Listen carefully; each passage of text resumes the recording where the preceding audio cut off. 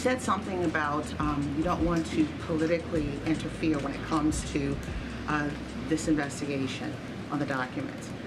I asked you when we first heard about the documents, there is a political component and a legal component.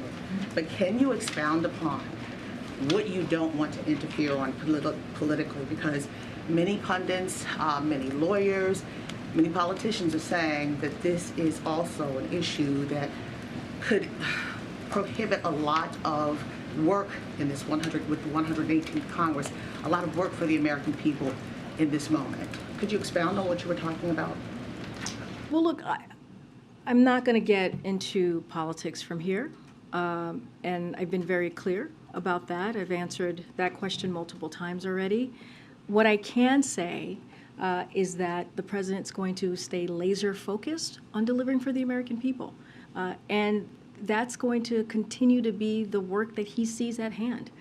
When it comes to the economy, when it comes to the bipartisan infrastructure legislation, when it comes to implementing the Inflation Reduction Act, which we announced a couple of items last week on how important it's going to be for Medicare to negotiate. That is something that is going to be critical for the American families, for American people across the country, being able to negotiate the price of drugs and cap it at $2,000 a year. That's going to make a difference in people's lives, right? Continuing to do the work that he has been doing to lower costs. And we've seen that. We've seen that the president's economic plan is indeed working. And so, look, that is not going to stop us. That is something we're going to continue to talk about. And you're seeing how the work that he's put in the last 2 years, his administration, the work that he's done with Congress in a bipartisan way in historic fashions is actually working. And so that's going to be our focus. And last question. In this moment, there are Democrats who are saying they're looking to tomorrow. It's a bright spot for Democrats with the inauguration of Wes Moore as Maryland's first black governor, as the third black elected governor in the nation.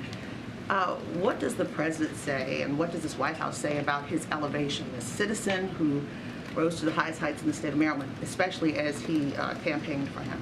Well, the president is very much looking forward to working with Governor Wes Moore. And, you saw the governor, I don't even know, is he a governor-elect yet, or has he been a governor-elect? So I want to give him the right title here. And you saw Wes Moore, Governor-elect Wes Moore, and the president many times over the last several months. They developed a friendship. The president's very much looking forward to working with him. And we think it's important. It's important to have that representation. It's important to have someone as, someone who is qualified and passionate about the work as Wes Moore be in a position where he can make a change and make a difference for Marylanders. And so that is critically important. Look, there is bright spots. There are, just if you look across the country, what we saw in state elections and what we saw with governorships, what we saw in other really key important states, state offices, it was a bright spot. And let's not forget, one of the reasons that we saw that is because of the president's plan, the president's agenda, and what he was able to set forth for the midterms. Remember, everyone was talking about the red wave, and that didn't happen. And that didn't happen because of the president's leadership.